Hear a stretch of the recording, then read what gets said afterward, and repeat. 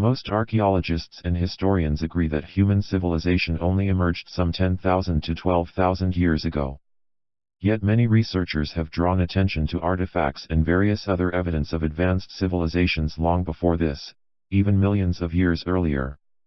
Among them is Dr. Alexander Koltypin, a geologist and director of the Natural Science Research Center at Moscow's International Independent University of Ecology and Politology.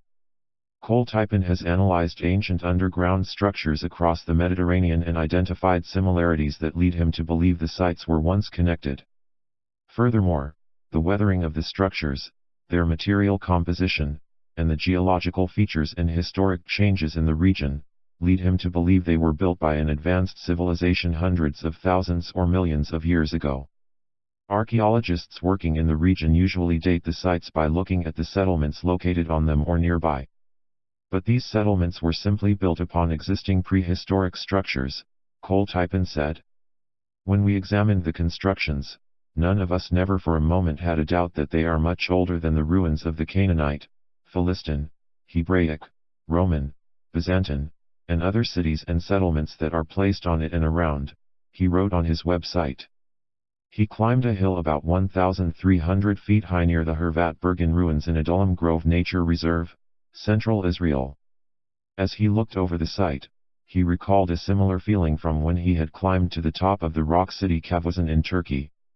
I was personally convinced once again, that all these rectangular indentations, man-made underground structures, and scattered debris of megaliths were one underground terrestrial megalithic complex which was opened by erosion to a depth of several hundred meters.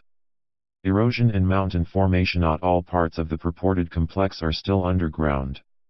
Some have come far above ground with geological shifts throughout history. The ancient rocky towns of Cappadocia in Turkey, for example, which Koltypin includes in the complex. Some parts may also be found under the Mediterranean Sea, as is indicated by structures along the coast.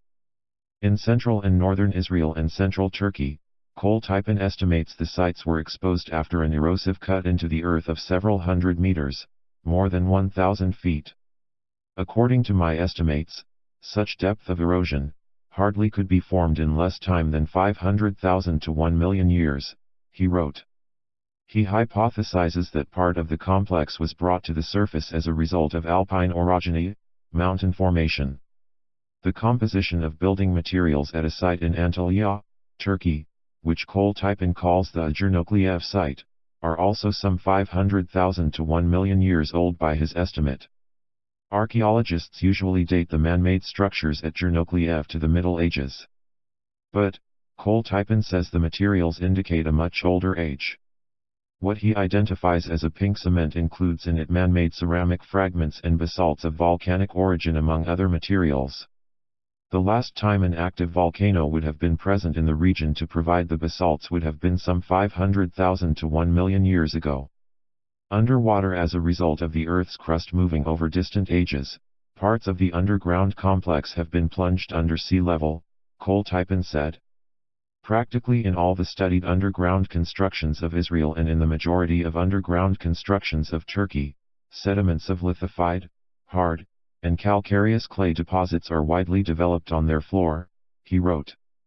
The nature of the deposits suggests the complex was underwater for a long time. Similar megaliths and underground entrances. The similar megalithic ruins at the various sites are part of what led Koltypin to surmise a connection between the sites, united in a giant prehistoric complex. Megalithic blocks weighing tens of tons seem to have at some point likely been attached directly to the underground constructions, he said.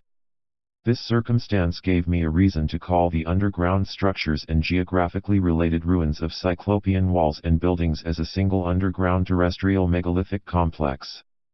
The megalithic constructions seem to surpass the technological capabilities of the civilizations conventionally thought to have built them, Koltypin said. For example, it remains a mystery how the 800-ton megaliths in Baalbek, Lebanon, were transported from a quarry to their present location. The stones fit together perfectly in some parts without cement, and the ceilings, columns, arches, gates, and other elements seem beyond the work of men with chisels, Koltypin said.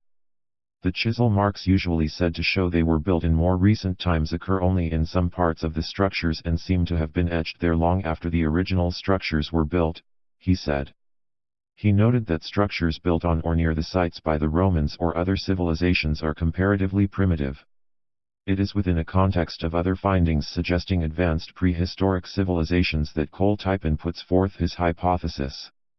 For example, he has studied ancient ruts that crisscross the Phrygian valley of Turkey and inferred that they are tracks of unknown antediluvian all-terrain vehicles petrified in the stone from millions of years ago. Traditional legends often dismissed as myth also tell of prehistoric civilizations in the region.